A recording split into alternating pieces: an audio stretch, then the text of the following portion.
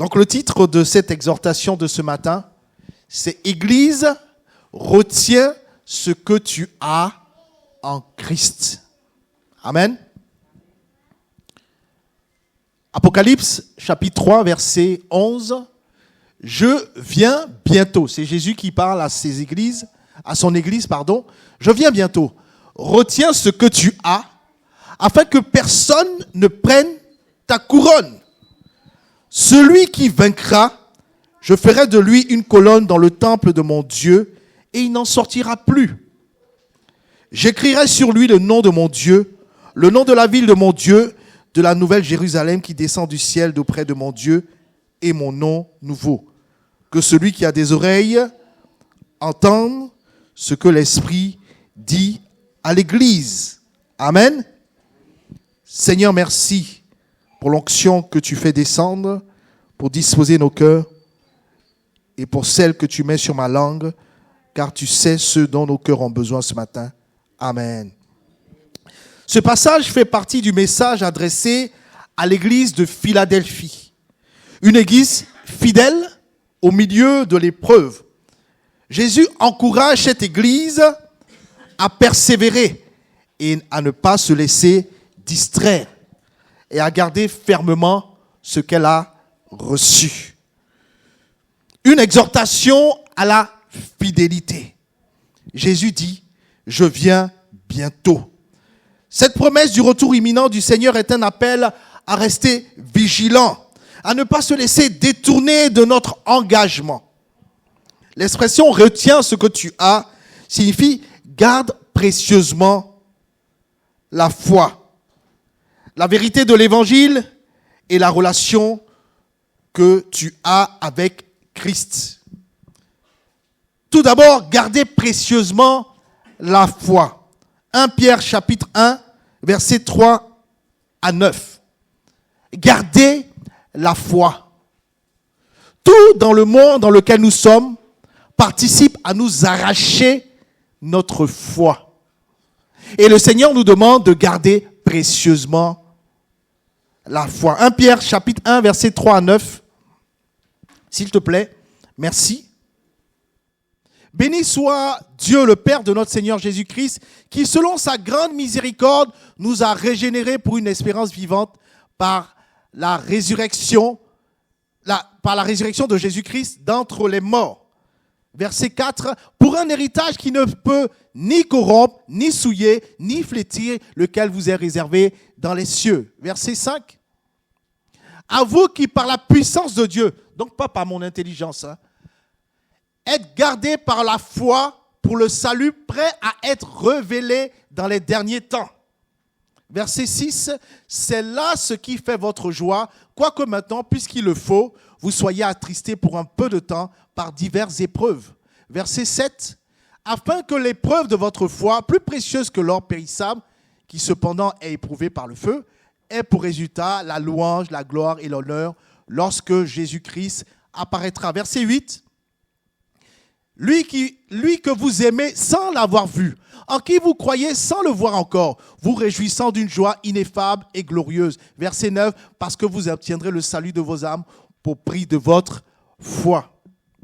Bien-aimés, nous traversons tous des moments pénibles durant lesquels il est très facile de nous décourager dans nos relations, dans notre santé, dans tout ce que nous pouvons vivre. La Bible enseigne toutefois qu'il est possible de bien réagir aux périodes difficiles que nous traversons. Nous ne devons pas nous réjouir de l'affliction, mais de ce que Dieu nous réserve une gloire éternelle au ciel. Dieu permet que nous supportions la douleur pour produire en nous la patience et la maturité spirituelle. Il veut que nous persévérions pour que nous moissonnerons tous les bienfaits qu'il vise au moyen de cette leçon. Dans tout ce que nous pouvons vivre, Dieu a un désir, c'est que nous gardions la foi, que notre foi puisse mûrir. Mais pour ça, il faut bien la garder. Dieu utilise également les difficultés pour éprouver la sincérité de la foi de ceux qui lui appartiennent. Amen.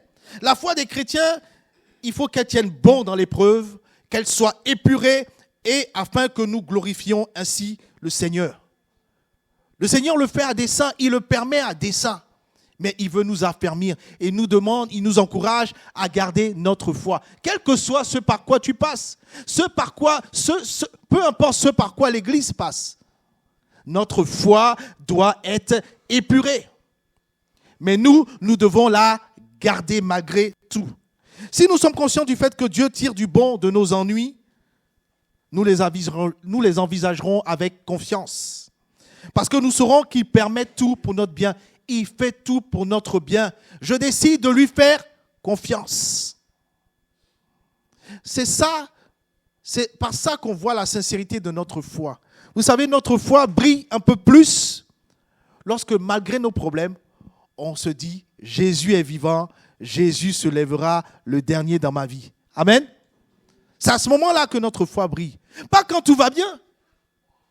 Pas quand tout va bien. C'est quand tout va mal que je dis, mais mon Jésus, il se lèvera le dernier. Il me relèvera, il me fortifiera. Il a prévu de belles choses pour moi encore. Amen. C'est ça que l'Église doit faire. Garder la foi. On doit apprendre à le faire. Parce que si on apprend à le faire, on ressortira joyeux. Car nous comprendrons qu'il nous rend plus persévérants, plus forts. Il purifie notre cœur et il affine notre confiance en lui. On a reçu une parole de Dieu il y a quelque temps. Nous disons que apprenez à vous attacher à moi maintenant. Parce que des temps vont arriver où ces temps seront compliqués. Il ne sera plus évident de vous attacher à moi parce que les temps vont être encore plus difficiles. Je peux parler aux anciens. C'était difficile de votre temps lorsque vous aviez 10 ans, 15 ans. Est-ce que c'est plus facile aujourd'hui? Laïla, Bernadette, c'est plus simple, c'est plus compliqué. Et moi, je dirais que demain, ce sera encore plus compliqué. Mais je veux apprendre à garder la foi malgré tout. La maladie va, elle vient. Les problèmes relationnels vont, viennent. Tout est compliqué. Mais moi, je fais une chose. Je reste attaché à mon Seigneur et ainsi, je garde la foi. C'est ce que l'Église doit apprendre à faire chaque jour. Parce que si on n'apprend pas à le faire, vous savez ce qui va se passer? On va laisser la foi. On va abandonner la foi et on va se perdre. Amen. Alors que Dieu cherche à gagner un maximum de personnes par la foi. Nous qui avons la foi depuis quelque temps, on a décidé de la rejeter parce que c'est trop dur. Comme quelqu'un me disait, pasteur, c'est compliqué. J'y arriverai pas. Mais si le Seigneur nous donne la force, amen, il nous encourage. Nos louanges sont des encouragements les uns les autres. Nous étions à Romilly hier pour la journée de jeunesse et j'ai entendu le témoignage d'une dame qui disait, elle vient de Reims, elle disait, je pars sous le contrôle de Joël, il était avec moi. Et elle disait, moi j'étais une anti-Dieu, mais par la puissance de l'évangile, j'ai rencontré Dieu. Si je suis là, c'est par sa grâce. Il a fait telle chose dans ma vie. J'étais une droguée, j'étais ceci, j'avais des problèmes dans ma famille, mais j'ai vu sa main. Et tout n'est pas réglé dans ma santé, mais je sais qu'il continuera à le faire parce qu'il m'aime. Waouh! Franchement, après beaucoup d'années dans le Seigneur, j'étais assis, je dis, Seigneur, tu me fais du bien avec ce témoignage. Amen. Et c'est important qu'on puisse s'encourager les uns les autres comme ça. Et ça nous aide à persévérer dans notre foi pour dire, mais Dieu continuera de le faire. Dieu nous aime. Amen. Et garder la foi, c'est ce que nous devons faire. Et c'est pour ça que je vous encourage, mes bien-aimés, autant que vous puissiez le faire, venez à l'église.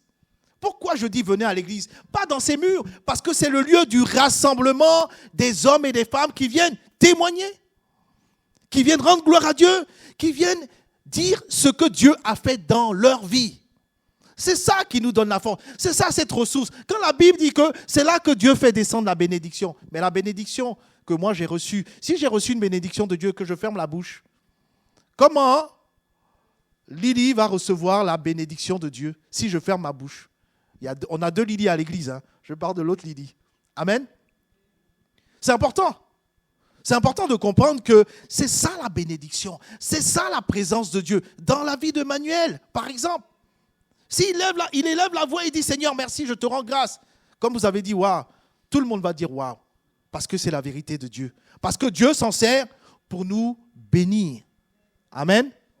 Donc, autant de moyens que Dieu se donne pour qu'on puisse garder la foi. Le désir de Dieu, c'est qu'aucun de nous au milieu ici ne perde la foi, mais qu'on puisse la garder. Pour cela, il se donne tous les moyens pour qu'on puisse garder la foi. Amen. J'ai rencontré un chrétien qui était découragé depuis des années. Il ne fréquentait plus dans les assemblées. Il a eu des problèmes dans son travail, des problèmes dans ses relations. Et il était découragé de l'église. Donc il s'est mis à part. Et la rencontre que lui et moi on a eue dans le cadre du travail lui a donné de reprendre courage. Parce que j'ai témoigné de ce que Dieu a fait dans ma vie. Vous avez vu? L'église s'est déplacée vers lui. Moi je ne savais pas ce qu'il vivait, mais Dieu savait. Et le témoignage et l'encouragement et la louange que j'ai fait de Dieu sur ma vie lui a donné la force de se relever, de se ressaisir et de continuer à avancer et de se dire oui, mais le diable m'a menti. Dieu m'aime toujours. Dieu ne me condamne pas, il ne me juge pas, il me tend la main pour que sa foi se relève. Dieu veut que nous puissions garder la foi. Il veut d'abord que nous puissions découvrir la foi pour ceux qui ne connaissent pas la foi. Et garder la foi pour ceux qui sont dans la foi. Retiens ce que tu as. Parce qu'il y a une récompense pour ça. Amen. Garde la foi. Ne regarde pas tes problèmes, mais regarde à celui qui est la solution à tes problèmes. Amen. Dieu sait le mécanisme. C'est pourquoi, ce matin, il veut nous encourager à garder notre foi. C'est sûr, tu me diras, j'ai des problèmes de santé tout le temps. Garde la foi, il connaît la fin. Je peux vous faire témoigner des hommes et des femmes qui ont eu des problèmes de santé, qui ont vu la main de Dieu, qui ont été guéris. Et aujourd'hui, c'est comme si la maladie n'a jamais existé. Si elle a existé, mais parce que la fidélité, l'amour et la main de Dieu les a guéris. C'est l'Éternel qui guérit. Il peut le faire et il veut le faire encore aujourd'hui. C'est l'Éternel qui restaure. C'est l'Éternel qui relève lorsque nous sommes tombés. Mais ça, c'est la foi et nous devons la garder dans notre cœur. Amen. C'est clair pour tout le monde? Donc, gardez la foi. Aussi, un autre point qui est important, c'est garder la vérité de l'Évangile. On peut lire Galates 1:6, si tu peux l'afficher. Gardez la vérité de l'Évangile. Le problème aujourd'hui, c'est que l'Évangile n'est pas donné droitement, où le diable s'en charge pour qu'elle ne soit plus proclamée dans sa sincérité, dans sa pureté, afin de la souiller. Galates 1:6, je m'étonne que vous détourniez si promptement de celui qui vous a appelé par la grâce de Christ pour passer à un autre évangile. Donc, c'est-à-dire que ce sont des hommes et des femmes qui étaient dans la vérité de l'évangile et qui se sont détournés parce qu'une autre voix a parlé. Elle a pris l'évangile et elle a mis du faux. Est-ce que je parle à quelqu'un ce matin? La vérité de l'évangile, c'est la parole que Dieu nous a donnée. Ce n'est pas autre chose. Et tout dans ce monde participe à la souiller. Quand je dis souiller, c'est les fausses doctrines. Vous avez peut-être entendu parler de ça, des doctrines de démons. Amen. La Bible dit que si vous restez fidèles à mes paroles, vous serez mes disciples. Ces paroles, les paroles de Jésus, pas celles qui ont été transformées, interprétées dans le mauvais sens. Parce que la vérité de l'évangile nous libère de nos doutes. La vérité de l'évangile nous libère parce qu'elle nous conduit à Dieu. Amen. Elle nous libère, elle nous transforme à l'image de Christ. C'est la capacité qu'elle a, si elle est donnée droitement. Amen. C'est important de comprendre que Dieu veut que nous gardions cela. Que chacun vérifie. Est-ce que ce que tu dis, c'est la vérité de l'évangile? Est-ce que ce n'est pas une fausse doctrine? Allons vers la vérité de l'évangile. Amen. Je vous donne un exemple. Et ça, je n'indexe personne, mais je veux que vous compreniez le sens de ce que je suis en train de vous dire. La Bible dit que le premier commandement, c'est aime ton Dieu plus que tout. C'est pas ça? Ok, le deuxième commandement, aime ton prochain comme toi-même. Donc, en fait, toute la loi, tous les principes de Dieu se résument dans l'amour. Amen. Jusque-là, j'ai perdu personne. C'est bon? Alors, tout ce qui va se faire en interprétant l'évangile, qui ne va pas dans le sens de l'amour de Dieu, est un faux évangile. Amen. Est-ce que Jésus est venu pour dire, fais ci, fais ça, fais ci, fais ça? Il est venu aimer, il a tendu sa main d'amour. Est-ce que quand il nous a tendu sa main, nous étions bien? Est-ce que nous étions purs? Que quelqu'un se lève, si c'était le cas. Est-ce que quelqu'un était juste devant Dieu? Personne. Mais il s'est abaissé. Et comme je le partageais tout à l'heure, il a pris le temps et il continue de prendre le temps. Amen? C'est clair pour tout le monde? Donc la vérité de l'évangile doit être dans le sens qui va que Dieu veut que le plus grand nombre soit sauvé. Pas un salut que Yvan donne, pas un salut que l'Église donne, un salut que seul Dieu s'est donné. Amen? Ça lui a coûté, je ne sais pas pour vous, hein? Ça lui a coûté des clous dans les mains, dans les pieds, une souffrance, une couronne d'épines, des flagellations, tout ça, pour rien. Respectons l'évangile. Respectons le sacrifice de Christ. On doit le respecter dans l'amour que nous avons les uns pour les autres. Parce que moi, je me dis, chaque homme, chaque femme ici a la valeur du sacrifice qui a coûté à Jésus. Amen. C'est important. Il ne s'agit pas de le dire. Il s'agit de le comprendre et de le vivre. Amen. C'est important de garder la vérité de l'évangile. Gardons-le dans nos cœurs. Dieu nous aime. Je disais à quelqu'un, ne laisse pas le diable te mentir. Dieu t'aime. Comment Dieu t'aime? La Bible dit, dans l'épître de Jean, il dit, si vous confessez vos péchés, donc c'est-à-dire jusqu'à ton dernier souffle, il est juste et fidèle pour te pardonner et pour te libérer. C'est-à-dire jusqu'à ton dernier souffle, le désir de Dieu, c'est comme l'enfant prodigue. Le père, il attend. Quand est-ce qu'il va revenir, mon fils? Quand est-ce qu'il va revenir? Et quand il revient, il accueille avec joie. C'est ça le cœur du Père. C'est ça la vérité de l'évangile. Ne vous laissez pas tromper. Jésus nous aime. Que quelqu'un me dise Amen. Jésus nous aime. Jésus t'aime. Est-ce que tu le crois? Parce que si tu ne le crois pas, personne ne te le dira dehors. Hein. Jésus t'aime. Et ça, c'est important de le connaître, de le comprendre et de le garder. Parce que si tu ne l'as pas compris ça, mais le diable va te tirer loin de la présence de Dieu.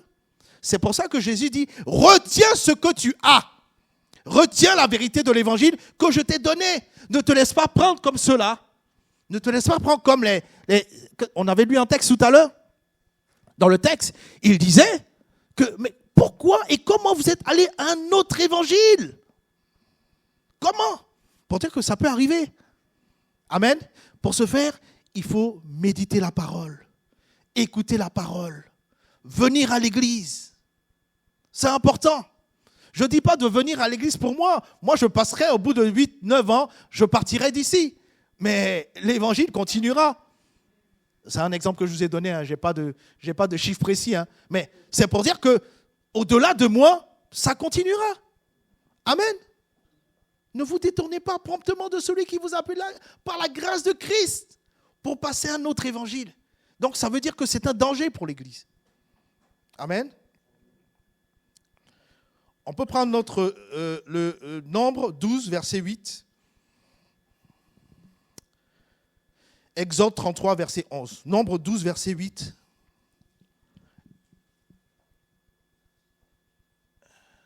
Alors, c'est Dieu qui parle.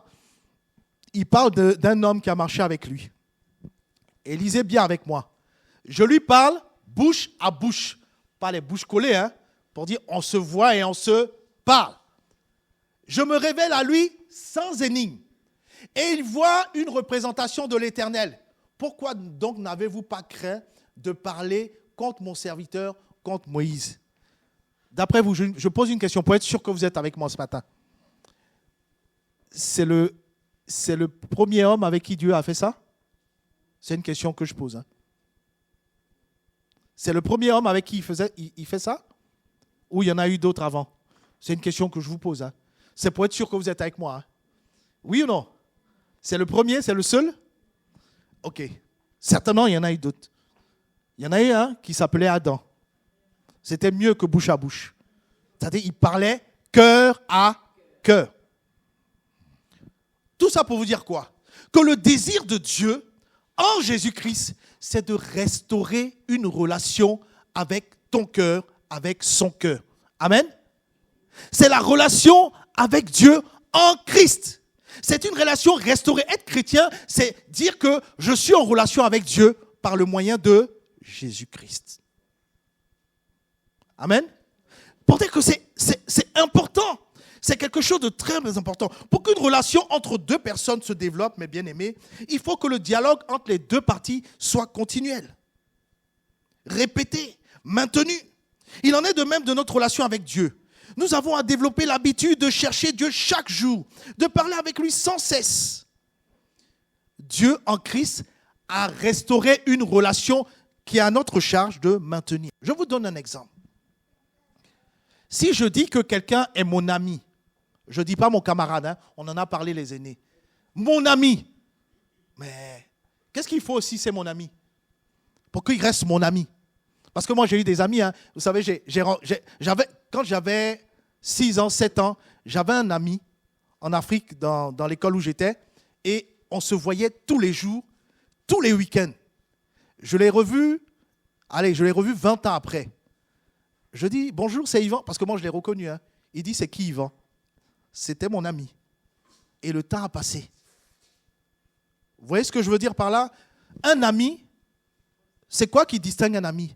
C'est quelqu'un avec qui je partage une relation, que je maintiens une relation, que j'entretiens une relation. On se parle, on se dit les choses et on maintient une relation. Amen. Lorsque tu viens à l'église le dimanche, tu viens pas, la louange, c'est pas pour moi. C'est pour dire à Dieu, mais je t'aime, je suis content, voilà tout ce que tu as fait pour moi. Quand je vais chez lui le matin, quand je vais chez moi le matin, je me lève, je parle avec lui. Je lui parle de mes états d'âme, de mes moments de joie, de mes moments de paix. Bref, je vis une relation. C'est pour permettre cette relation que Christ est venu. Autrement, avant, c'était le grand Dieu qu'on ne voit pas. Mais il a voulu que cette relation-là soit palpable pour chaque homme et chaque femme. Et il a dû rendu possible en Jésus-Christ. Il n'a pas parlé des cieux, mais il a pris ma forme humaine. Amen. La relation, c'est quelque chose de très important et c'est ce que Dieu nous a donné en Jésus-Christ. Et nous devons la garder. Chaque jour, parler avec lui. Chaque jour, lui dire nos peines, nos joies, notre bonheur de le connaître, d'apprendre à le connaître chaque jour. Et puis, deuxième point important. Si je cherche Dieu, si je marche avec Dieu, si je lui parle, un moment il va me dire, tais-toi, je veux te parler. Il ne va pas simplement te dire ce que tu dois faire. Il va se révéler à toi. Il va t'ouvrir son cœur. Amen. Vous êtes d'accord avec moi ou pas? Je pars du principe de l'amitié. Hein. À un moment, il va se dire, mais voilà, je veux t'ouvrir mon cœur. Il va te partager que des choses que peu de gens connaissent. Cette intimité. Simplement pour vous donner de comprendre que quand on vous dit prier le matin, prier le soir, prier en mangeant, ce ne sont pas que des rites religieux. C'est des principes de vie. Amen. Je suis marié à mon épouse depuis 15 ans, mais franchement, chaque jour, on s'appelle 3 à 4 fois. Il y a des fois, elle me dit, oui, je voulais te dire ça. Il lui passe quelque chose dans la tête, elle veut m'appeler, elle m'appelle. J'en fais de même. Tout ça pour dire quoi? C'est la relation, vous vous souvenez, on parlait de mari et femme. Christ veut parler à son épouse tous les jours. Amen. Son épouse, est-ce que c'est que moi? C'est chacun de nous. Il veut entretenir une relation. Pas que pour demander. Vous êtes avec moi? C'est très important. Si tu es venu à l'église depuis un certain nombre de temps et que tu n'as pas développé une relation avec Christ, c'est que tu n'as rien compris à la chrétienté. Parce que c'est ça que Dieu veut amener. J'ai rencontré des chrétiens et même des nouveaux dans la foi que j'ai accompagnés. Mais il y en a un, ce n'était pas ici, hein, c'était à Romy. Il était vraiment, ah oui, pasteur, il faut comprendre. Je dis, hey, bon, je t'ai accompagné pendant un certain nombre de temps. Toi aussi, développe ta relation avec Dieu. Je ne suis pas Dieu. Je n'ai pas payé le prix pour ta vie. Lui, il a payé le prix pour ta vie. Il cherche ton cœur. Amen. Pour dire que c'est quelque chose de très important. La Bible dit cherchez l'Éternel pendant qu'il se trouve. Invoquez-le tandis qu'il est prêt. Parce qu'il est prêt à une vraie relation. Que le méchant abandonne sa voie et l'homme d'iniquité ses pensées. Qu'il retourne à l'Éternel qui aura pitié de lui, à notre Dieu, qui ne se lasse pas de pardonner, qui ne se lasse pas d'aimer. Isaïe 56, 6. La Bible nous parle d'une histoire extraordinaire. L'histoire d'Enoch. Enoch avait développé une marche, une relation très profonde avec Dieu, au point que Dieu le retirait de la terre. Dieu a dit, non, toi, tu as tout compris. Tu as tout compris. Tu as tout compris le cœur de Dieu. Tu as tout compris ce que Dieu veut. Il a tellement compris que Dieu voulait une relation. Et il était toujours présent avec Dieu dans cette relation. Dieu dit, toi, tu as tout compris. Je ne veux pas qu'on souche ça. Allez, viens avec moi. Tu ne connaîtras pas la corruption de la mort. Enoch a été enlevé. Parce que c'est l'objectif que Dieu vise pour chacun de nous. Et là, ce n'est pas une question de je viens à l'église, j'ai une expérience dans la foi. Non, c'est une question de cœur et d'ouverture de cœur. Il suffit simplement que tu ouvres ton cœur. Dieu ouvrira le sien. La relation s'établira. Elle grandira. Dieu va travailler à la faire grandir. Mais à nous aussi de l'entretenir.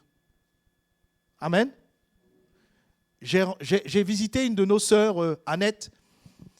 Il pleuvait quand je suis passé la voir. Elle a son jardin, elle aime jardiner. Hein. Son petit-fils est là, il peut le dire. Elle dit, ouais, mais je suis embêté parce que là, j'ai envie d'aller dans mon jardin, mais il pleut. Mais dès qu'il arrête de pleuvoir, moi, j'y vais. Vous avez vu un peu sa mentalité? En fait, c'est la relation qu'elle a avec son jardin, dès qu'elle peut. Mais nous, notre devoir, c'est notre relation avec Dieu. Est-ce que je vais pour dire à Dieu, non, Seigneur, j'ai besoin de ça, ou Seigneur, j'aime être à tes côtés. J'aime t'écouter. Qu'est-ce que tu penses? Qu'est-ce que tu penses de moi? Qu'est-ce que tu penses de ma journée? Qu'est-ce que tu penses de la louange que je t'ai apportée? Même si on n'a pas entendu ma voix, est-ce que tu as aimé? Parce que comme disait un prédicateur hier, c'est important, hein? Lorsque je loue Dieu, celui qui met des likes, est-ce que c'est Fanny? Hein? Qui c'est qui met des likes? Qui c'est qui apprécie la louange, le culte que j'ai rendu aujourd'hui? Est-ce que c'est le pasteur? Est-ce que c'est Monique? Est-ce que c'est Sandrine?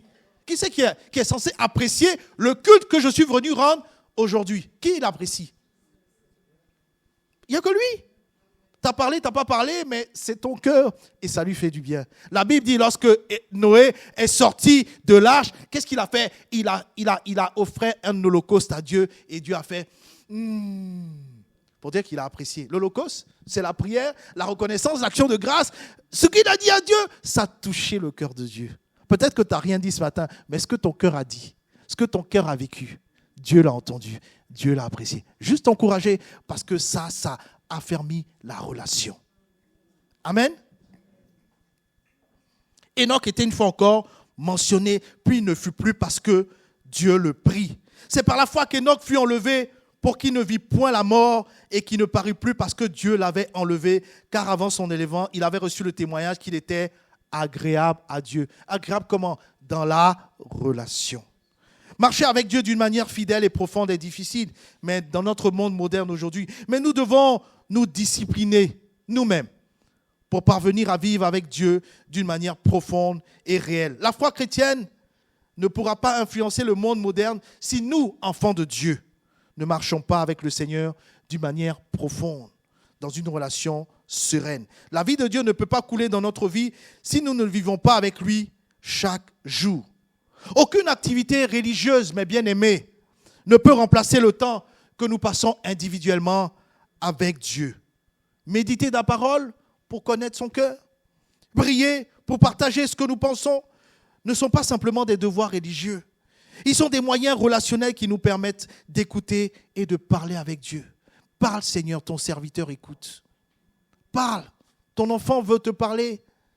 Vous savez, dans la foi, et je vais terminer là-dessus, je terminerai la suite la semaine prochaine. Il y a des fois quand je me sens mal, j'ai envie d'une chose.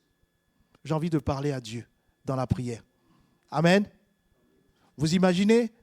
Imaginez que vous êtes triste ou vous êtes joyeux. Vous avez besoin d'appeler quelqu'un pour partager ce moment de peine ou ce moment de joie. Mais la prière, c'est ce qu'on fait avec Dieu.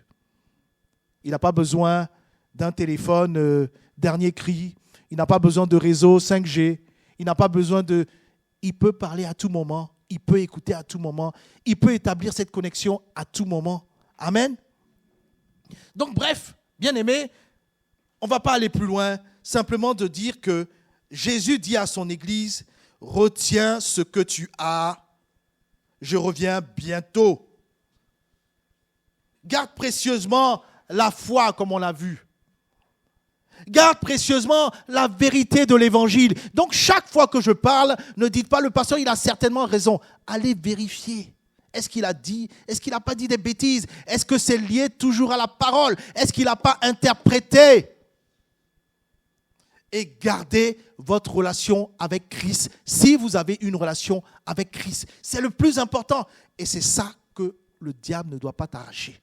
Parce que si tu as gardé la foi, si tu as gardé la vérité de l'évangile, si tu as gardé ta relation avec Dieu, la Bible dit que, qu'est-ce qui se passe? Il y a une couronne qui t'est réservée. Pas qu'à moi, mais à chacun de nous. Amen. Gloire à Dieu. On prie le Seigneur ensemble? Si vous voulez bien, je vous propose. Seigneur, merci. Merci pour ta parole. Tu parles tantôt d'une manière, tantôt d'une autre. La Bible dit que ceux qui ont des oreilles pour entendre, entendent ce que l'Esprit dit aux églises. Je te bénis, Seigneur, mon Dieu, parce que ce matin, au-delà du prédicateur que tu as fait de moi, tu as fait de moi un auditeur. Seigneur, je veux garder ce que tu m'as donné. Je veux garder la foi. C'est vrai, parfois c'est difficile. Parfois, je suis secoué dans ma foi. Mais je veux la garder. Aide-moi. J'ai besoin de ta grâce. Je veux garder la vérité de l'évangile. Saint-Esprit, viens, éclaire-moi. Fortifie-moi. Interpelle-moi. Je veux garder aussi cette relation précieuse. Ce n'est pas une relation avec le président Macron. Ce n'est pas une relation avec un député ou un riche banquier. Mais c'est une relation avec le roi des rois. Le Dieu éternel est bon. Seigneur, je te prie pour ma vie. Je te prie pour la vie de ton Église. Que chacune et chacun soit interpellé par cette parole que tu nous donnes ce matin. Qu'elle porte du fruit dans nos cœurs. Aide-nous à ne pas être des auditeurs oublieux, mais de vivre ce que tu nous donnes, tu nous partages ce matin. Je te bénis pour ton Église, je te bénis pour tes paroles, pour ce que nous verrons la semaine prochaine. Je nous recommande à ta grâce. Merci de ce que tu le fais pour ta gloire en Jésus. Alléluia.